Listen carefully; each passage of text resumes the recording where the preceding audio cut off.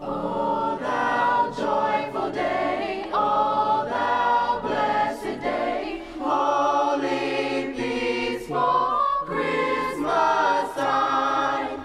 Earth's hopes awaken, Christ